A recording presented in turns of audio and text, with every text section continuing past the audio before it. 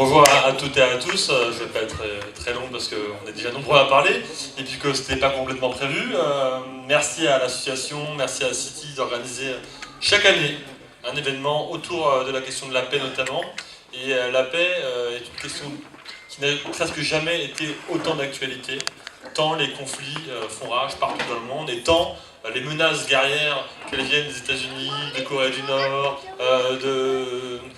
de conflits intramuros dans le nord du Mali, en sud de la Mauritanie, que ce soit en Israël, en Palestine, en Iran, fait que c'est compliqué de vivre en paix aujourd'hui. Et c'est une question fondamentale qui doit, à mon avis, être plus entendue, plus travaillée, partout dans le monde, partout dans notre pays, ici à Aubervilliers, et vous, City, l'association Peu Cru, qui est quelqu'un qui travaille beaucoup et qui a fait beaucoup pour l'amitié franco-comorienne, comme pour faire vivre, faire valoir les combats libertariens au plus haut niveau, notamment contre l'habitat indigne. Donc merci Evelyne d'être là, je sais que c'est important, je sais que tu seras là encore après, dans d'autres fonctions, militantes, bénévoles, associatives, que sais-je, mais en tout cas, malgré tout ce qui peut nous séparer, il y a aussi des choses qui nous unissent. Et la paix, c'est aussi ça, voilà, et donc on en fait la démonstration pour le bien des gens tous les jours. Merci à vous.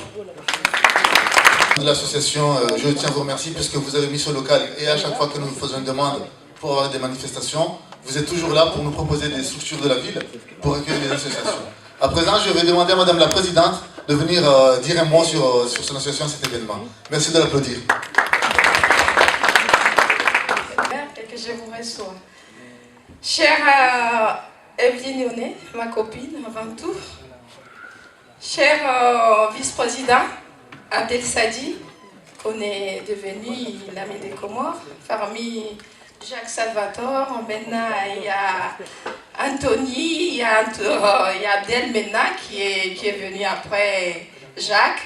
On est fiers. Cher coordinateur de l'association comorienne de la Seine-Saint-Denis, Abdillah Ibrahim, Monsieur Anthony Daguet, il est comme moi, c'est notre ville. Il est vice-président, il est chargé des associations aussi. Et grâce à lui, quand je demande quelque chose, il nous donne, il dit toujours oui. Carlos Semodo, avec son équipe qui n'est pas là. Et cher camarade, c'est lui qui nous appuie, qui on est là debout. Bernard Migaud, qui est président de la FO, que je fais partie, qui est là devant vous. Il est parmi les gens qui nous aident, à part la mairie d'Aubervilliers, Evelyne et le département, il y a lui qui nous aide beaucoup. Et il y a Michel, militant associatif, qui est moi, qui me suit partout et que je vous remercie Michel aussi. Et chers les élus, mesdames, messieurs, bonjour. Je vais commencer mes propos comme Nakibou l'a dit, et on est dans une semaine un peu spéciale. Parce que c'est la semaine de la paix. La paix est un problème majeur ici et partout dans le monde. Le département de la Seine-Saint-Denis organise depuis plusieurs années un événement important autour de la culture de la paix. Notre association a décidé depuis l'année dernière de le suivre parce que l'année dernière on avait fait la violence aux femmes. Et cette année c'est la Constitution. Depuis 2 ans, de prendre part de cet événement majeur. Origine des Comores, nous avons pensé qu'il était essentiel de partager avec nos amis la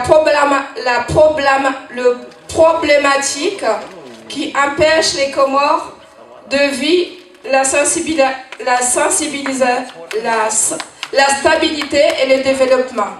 Nous avons invité des juristes, des anthropologue, qui est Dr Barouane, qui est là, qui est Said Mohamed qui va venir, qui ne va pas retarder, un avocat, que je l'avais souligné tout à l'heure, afin de mieux nous aider à comprendre pourquoi l'Union des Comores, au pays si petit, ne parvient pas à la paix et au développement. Nous sommes donc ravis que le docteur Ibrahim Barouane et maître Saïd Abbas, qui sera là tout à l'heure, acceptent de venir animer ces échanges avec vous et nous ne le remercions jamais assez notre partenaire du département de la commune d'Aubervilliers qui nous accompagne depuis le début. Vous voulez préciser également que la paix est aussi une question centrale dans nos communes et notre département et pas seulement aux Comores. Je remercie enfin nos membres et sympathisants qui sont sur le branche et qui permettent d'organiser toutes nos manifestations dans cette commune. Je saisis cette opportunité pour vous inviter que cette année, nous allons lancer notre projet de soutien scolaire pour les enfants du primaire et comptons sur vous tous et faire de ce projet un succès. Cela veut dire Evelyne, Anthony et M. Abdel Sadi. Et les autres qui ne sont pas là, Madame le maire, on compte sur vous. Merci à vous toutes et à tous pour confiance et soutien que vous accordez à nous. Je vous remercie.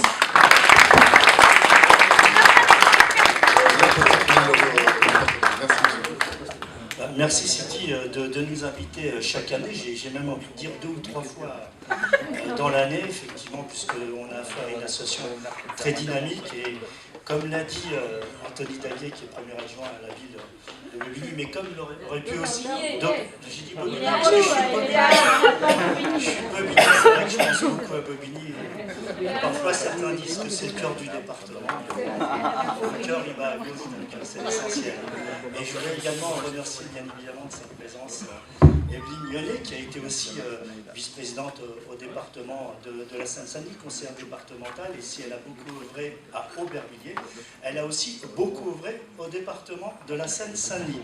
Sans oublier bien évidemment aussi notre ami Abdillah Ibrahim, qui est le président de la plateforme des associations comoriennes sur le département de la Seine-Saint-Denis, avec qui on travaille effectivement en étroite collaboration, et on a encore eu l'occasion hier de se rencontrer pour pouvoir débattre des enjeux effectivement du développement aux Comores, mais également des actions que nous pouvons mener ensemble dans le Seine-Saint-Denis.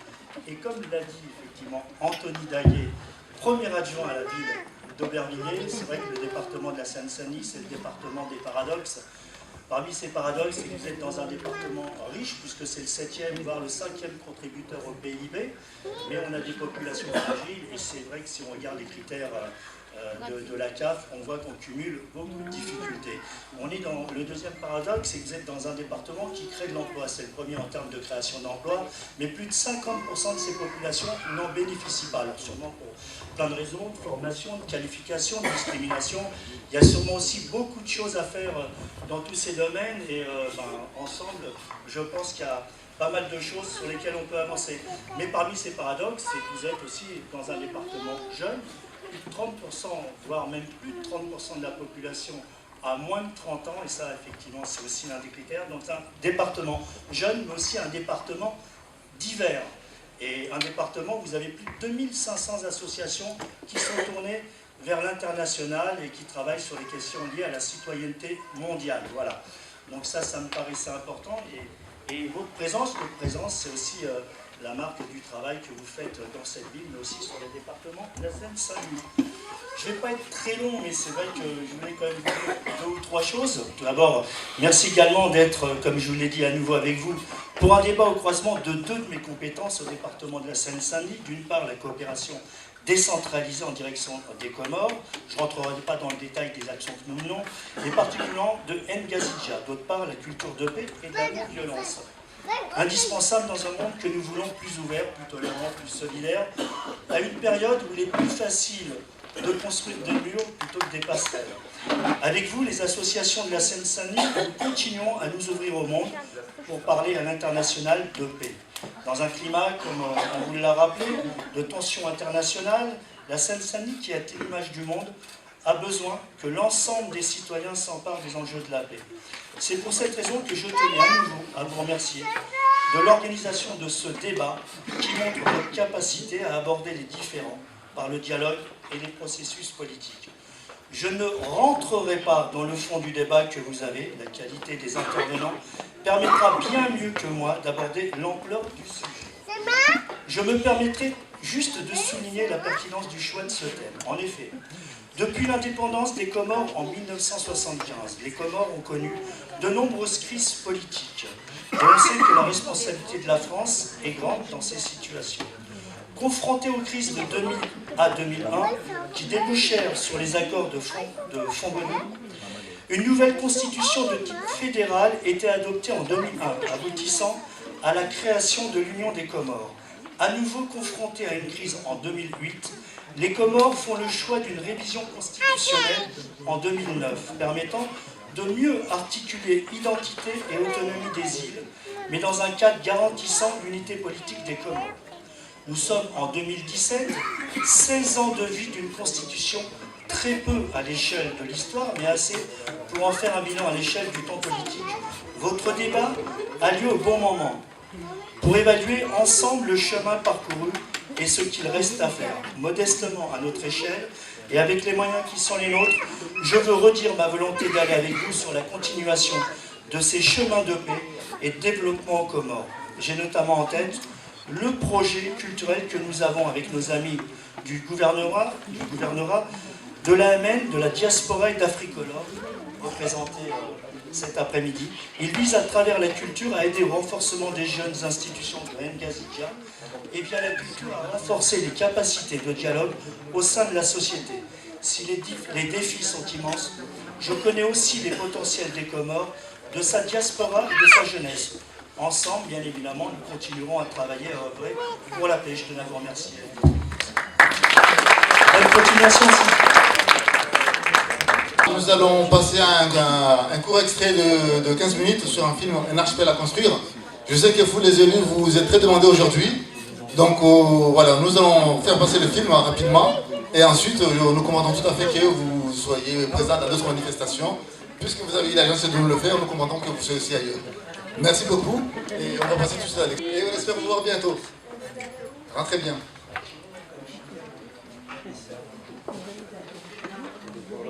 Eh bien, à présent, nous allons continuer notre débat.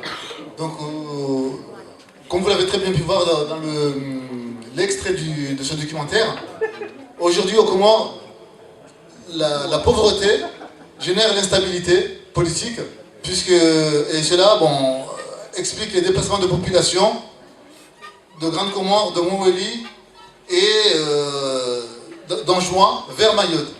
Donc, ce que je voudrais, s'il vous plaît, c'est le cadre de notre débat n'est pas d'expliquer pourquoi Mayotte est restée française, mais de se dire pourquoi aujourd'hui au Comores, après l'indépendance, on continue de vivre dans une instabilité politique récurrente et cela génère beaucoup de pauvreté et du coup ça explique des déplacements de population qui génèrent des conflits entre Comoriens. Donc je vais appeler M. Ibrahim Barouane qui est anthropologue pour qu'il va nous expliquer dans son identité et dans son intervention, nous explique un petit peu les Comores, comment on est arrivé là. Merci M.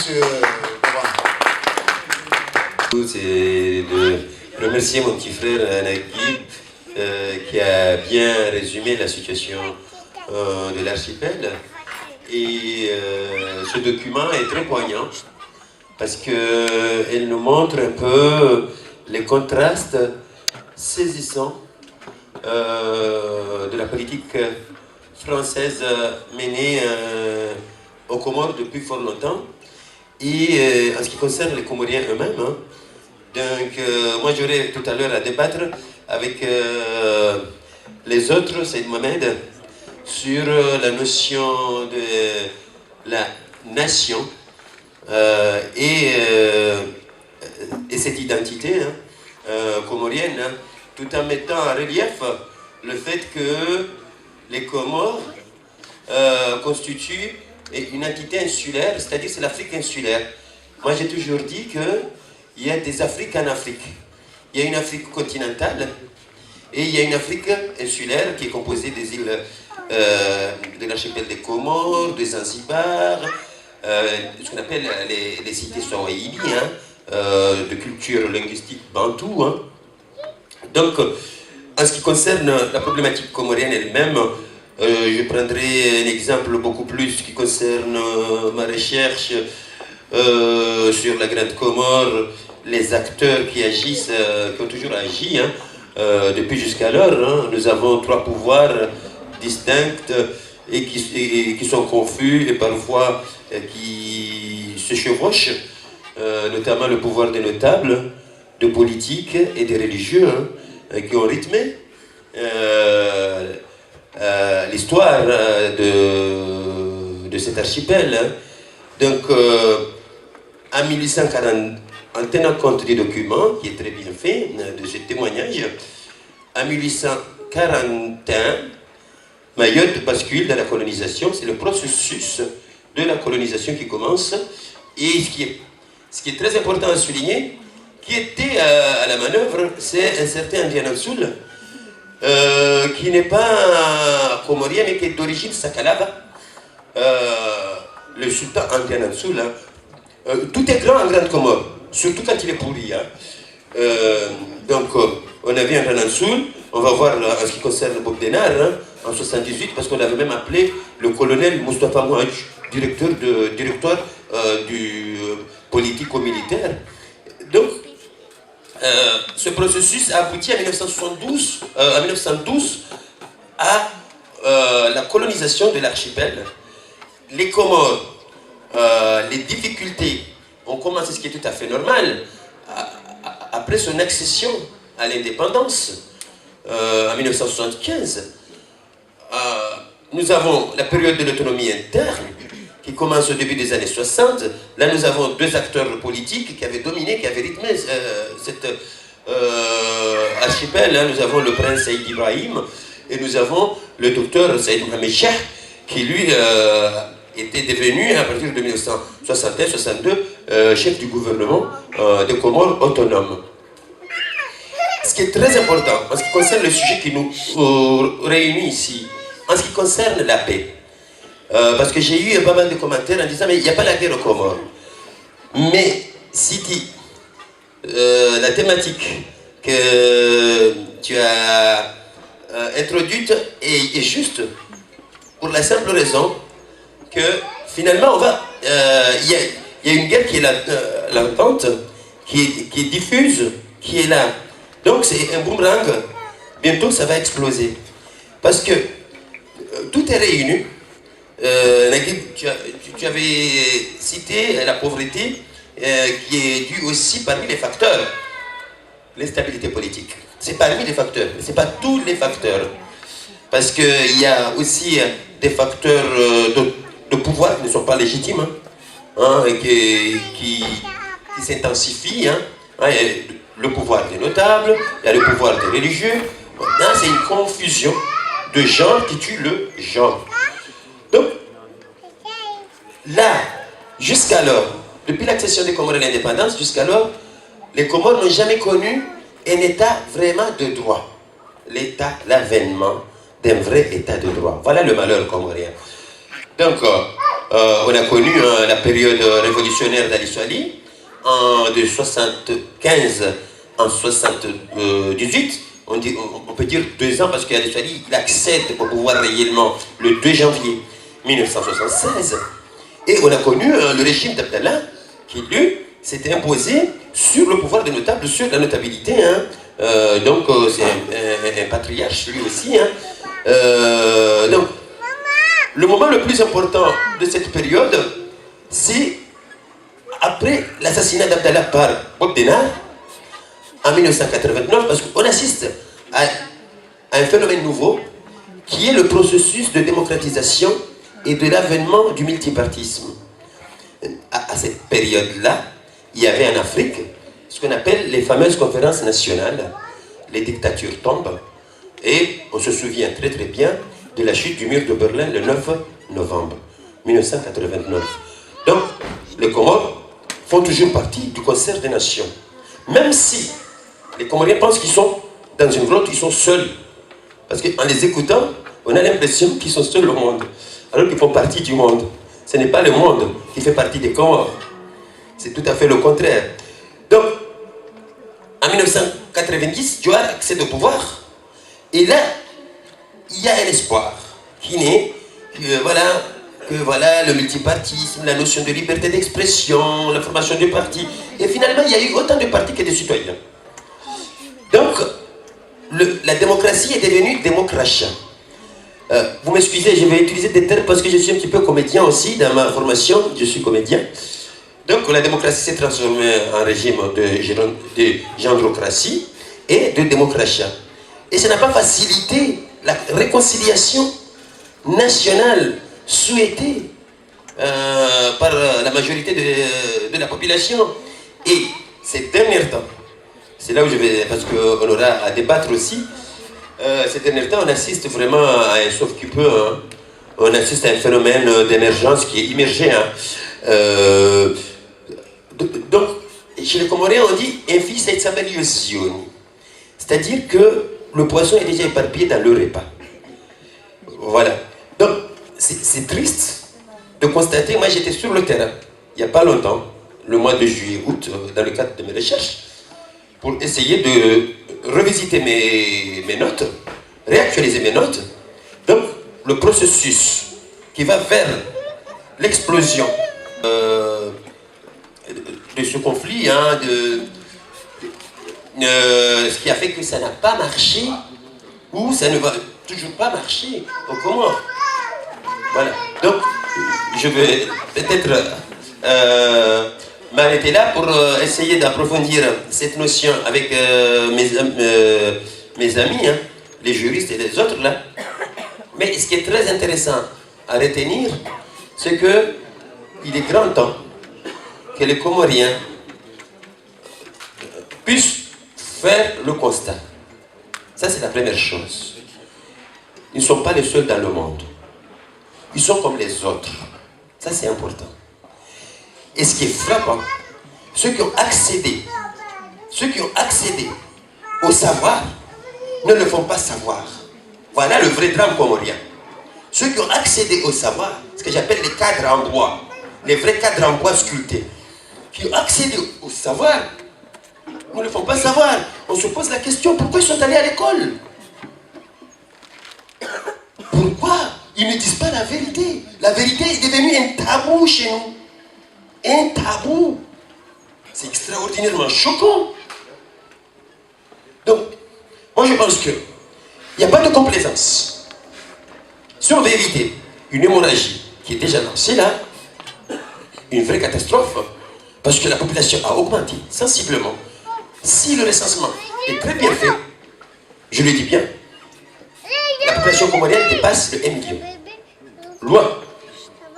Donc, si on voit ce qui se passe là actuellement, avec 2 feux rouges qui bloquent les voitures de passer, au lieu de les faire passer, et qu'on nous dit que c'est de l'émergence, chez les Boéchiens.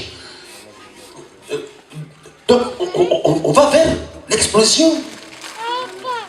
Moi, je vise personne, je vise pas un régime spécifique, hein, parce que c'est pas uniquement Azali. Bien sûr qu'Azali fait partie des causes, mais ce n'est qu'une conséquence Azali.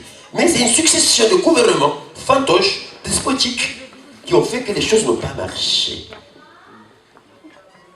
Est-ce qu'aujourd'hui, parce que dans tous les pays qui ont connu vraiment un redressement, surtout dans les sociétés swahili, c'est toujours l'élite, une vraie élite. Est-ce que les Comores aujourd'hui vont connaître l'avènement d'une vraie élite qui ne sera pas à la merci des soi-disant notables, sorciers, je ne sais pas quoi, qui va mélanger entre tout ce qui est raisonnement et sentiment.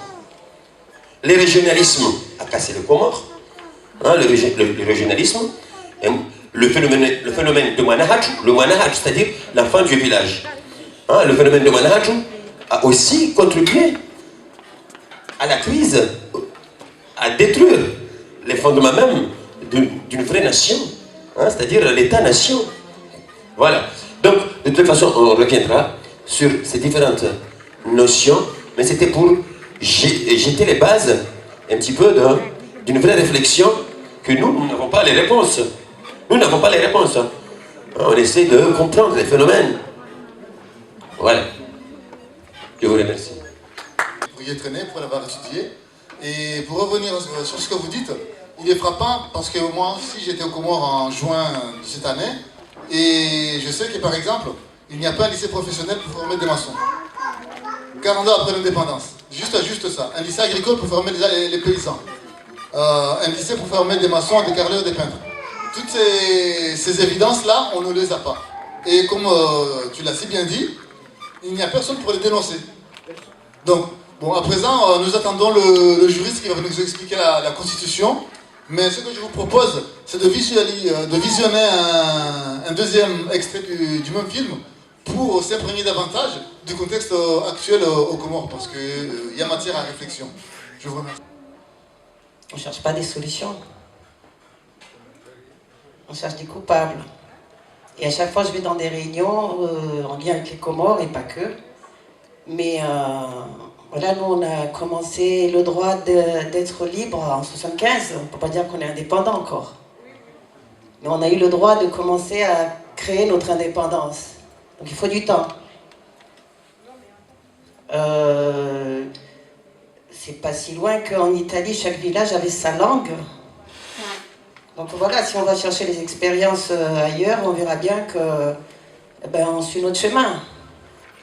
Et c'est vrai que j'ai pas beaucoup rencontré de citoyens aux Comores, mais tu parlais tout à l'heure des villes, mais t'es gentil, parce qu'aux Comores, c'est une histoire de quartier. On va plus loin que les villes, c'est-à-dire que je vais me battre pour mon quartier, je vais me battre pour ma famille, et c'est survive, mais c'est survive, je veux dire, les obligations qu'on nous impose. Après, on peut, comme nous autres les artistes, on n'est pas obligés, hein. Et puis nous autres les croyants aussi, parce que quand même on est shahid d'ailleurs, c'est un des noms d'Allah, ça veut dire nous sommes témoins, nous sommes ici en stage. Donc je peux dire que je suis contre la corruption, mais le jour où ça m'arrange, je suis pour ou contre. Il faut savoir ce qu'on veut. Donc si on est un vrai croyant, on cherche à embellir son âme, on cherche la beauté à l'intérieur de soi. Et Dieu nous met en situation pour qu'on se mette en action. D'accord? Parce que si on ne parle pas du diable, on est d'accord, on parle de Dieu, donc il ne peut être que bon. Il ne va pas venir te fouetter plus tard ou avant, c'est pas un humain comme on dit. Hein. On est d'accord, je parle à des croyants. Et si on y croit, on ne peut pas imaginer Dieu mauvais. Donc si on est dans des mauvaises situations, c'est bien pour apprendre quelque chose et avancer. Sinon, ça n'a aucun sens. Donc, du coup, qu'est-ce que j'ai envie de dire? J'ai envie de dire que oui, il y a des situations. Moi, j'ai été bannie par ma mère. Elle ne m'a pas parlé pendant des années. Maintenant, je suis sa meilleure amie. Les gens ont peur du nouveau. Les gens ont peur du changement. Les gens ont peur de faire quelque chose de différent parce qu'on sait où on est. Même si on est dans la merde, on sait qu'on est dans la merde, mais on ne sait pas où on va après. Alors, on n'ose pas. Et je pense que, je ne vais pas proposer une thérapie nationale, mais je pense qu'il y a beaucoup à faire là-dedans, quoi. Je pense qu'il y a un réel travail individuel, pas seulement de groupes politiques ou de groupes de philosophes ou peu importe, pour changer la mentalité des gens. Il faut déjà se changer soi-même, et ça, c'est un gros boulot. Et pour moi, que ce soit ici, aux Comores, partout dans le monde, le vrai travail, il est là, c'est déjà de réaliser qu'on est tous des frères, qu'on le veuille ou pas, puisqu'on est tous faits de terre et d'esprit. Et nous avons tous plein d'eau à l'intérieur de nous qui nous rappelle toutes les mémoires jusqu'à cette génération en arrière. Donc il faut se poser là, c'est comme quand on est malade, vous voyez, quand on va en Occident, là j'ai mal à la tête, ils vont regarder, il n'y a rien. Ils ne trouvent pas, qu'est-ce qu'ils font? Ils coupent. Mais quand je vais voir un Chinois, il me dit, attends, mais peut-être ça vient de la jambe. Ah non, mais je vais voir un thérapeute. Ah non, mais non, c'est juste une histoire, j'ai vécu quand j'avais 2 ans, mon Dieu. Donc, il faut aller chercher d'où ça vient. Il faut savoir où c'est qu'il y a le pu. Parce que c'est comme quelqu'un qui ne se lève pas et qui se met plein de parfum. Non, ça veut dire ça ne va pas avancer. Hein. Alors, on peut venir, j'aurais pu prendre ma guitare, composer cet après-midi, comme vous, on s'est dit, on y croit encore, on y va, on va essayer de faire bouger les choses. Mais c'est ça, c'est se sacrifier, mais dans le bon côté des choses, c'est être dans l'action, être l'action même, je dirais. Pas être dans l'action, être l'action, à chaque instant de notre vie. Et là, on joue notre rôle d'humain dans cette vie-là aujourd'hui. Parce que moi, je m'en fous qui est coupable. Moi, ce que je veux, c'est que ça change. Et pour que ça change, il y en a plein parmi vous qui vont plein de discours, et puis arriver au pays, parce qu'ils veulent faire de la politique, et bien ils vont faire le grand mariage. Alors au début, le grand mariage, c'était bien, tout le monde se cotisait, c'était beau à voir même. Mais depuis qu'il y a eu les gens qui commençaient à partir à Marseille, à faire de l'argent, alors qu'ils ne sont pas nés d'une famille très riche, alors les dockers, quand on revient et on veut faire encore montrer qu'on est un sultan, qu'on ne sera pas. Je ne peux pas être quelqu'un que je ne suis pas. Et moi je dis vraiment, moi ce qui me fait très peur dans mon village des Comores, parce que mon pays c'est la terre. Les Comores c'est ma famille, et cette famille-là, en effet, elle peut m'inquiéter de temps en temps, parce que c'est comme...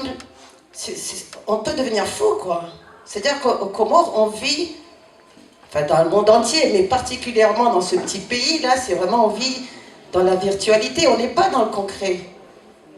Je suis désolée, mais quelqu'un qui gagne même pas le SMIC ou qui arrive à faire des mariages à 60 000 €, je suis désolée, mais on n'est pas dans la réalité. On est dans le look, on va s'habiller comme un sultan arabe parce que ça fait bien. Mais ça fait des siècles que ça fait bien et que ça coûte beaucoup d'argent. On ne consomme même pas ce qu'il y a sur place. On va aller acheter à l'extérieur. Donc tout vient de l'extérieur pour l'apparence. Tu en as parlé tout à l'heure. Je pense que c'est surtout ces choses-là qu'il faudrait se poser, ces questions-là qu'il faudrait se poser à chacun. Et pour soi, et autour de nous, et en famille, et entre amis, etc. De se poser la question, qu'est-ce que je peux changer en moi pour que mon pays puisse changer? Qu'est-ce que je peux changer en moi? Quel courage j'ai de dire, moi je suis comme ça. Si tu m'aimes, tant mieux. Si tu m'aimes pas, je t'aime quand même. Ok? Voilà.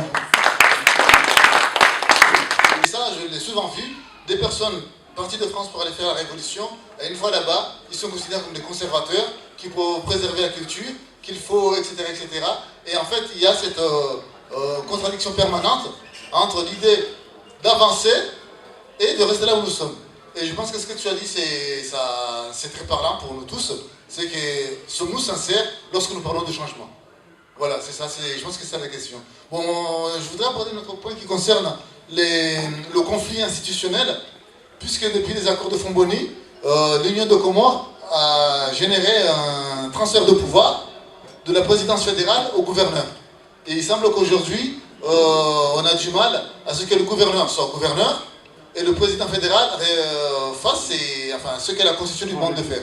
Donc ce que je voudrais, c'est que, Barwan, si tu peux venir un peu nous éclairer là-dessus, tenter de nous expliquer pourquoi il y a ce conflit entre le gouverneur et le président et pourquoi tant de blocage en fait.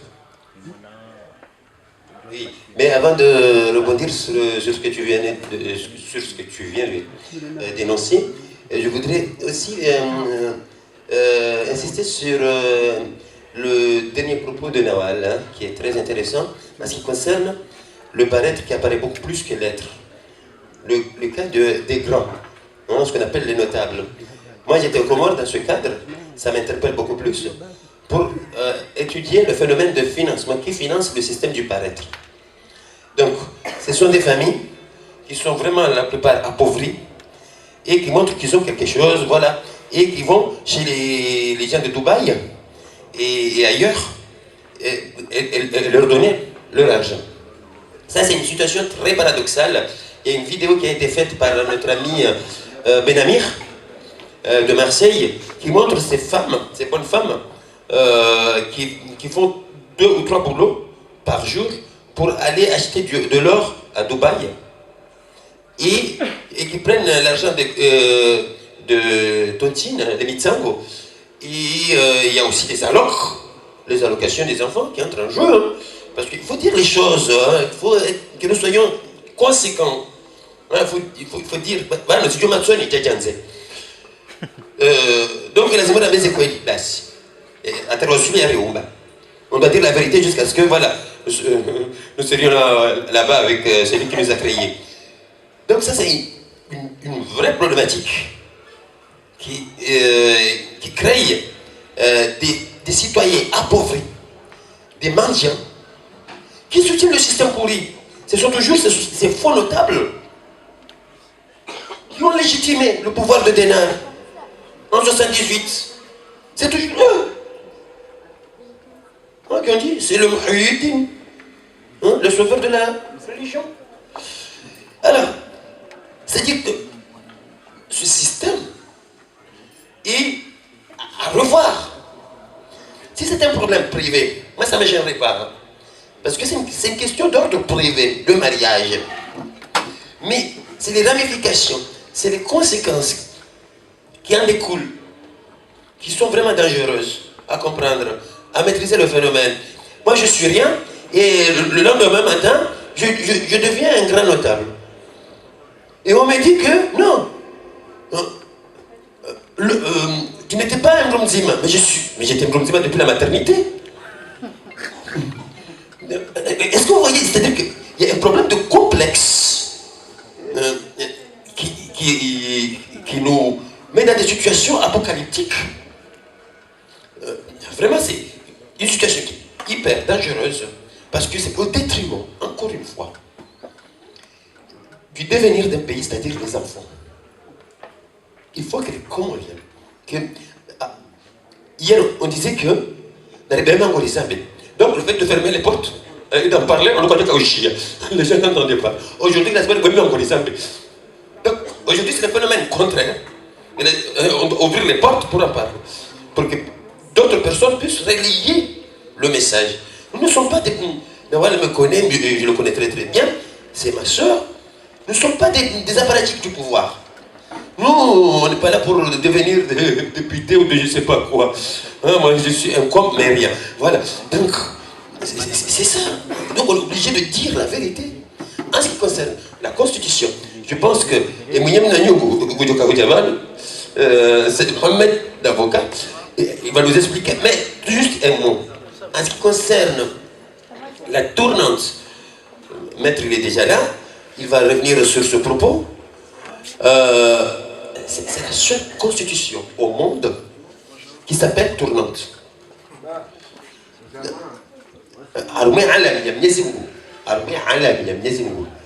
Sur toute la planète de Dieu, il n'y a pas une constitution qui s'appelle tournante. Donc, nous sommes, de toute façon, nous étions toujours uniques. Alors oui, on essaye à tout prix de nous différencier des autres. Nous sommes arabes, alors qu'on n'a jamais été arabes. Nous sommes des civilisations arabo-musulmanes, comme tant d'autres pays africains. Mais nous sommes arabes. Donc nous sommes grands alors que nous sommes petits, même géographiquement. Vous voyez, donc, ce sont ce qu'on appelle les paradoxes de la société comorienne. Mais je veux pas, parce qu'il y a mon petit frère Maître qui est déjà là, qui va en parler mieux que moi, hein, sur ce chapitre.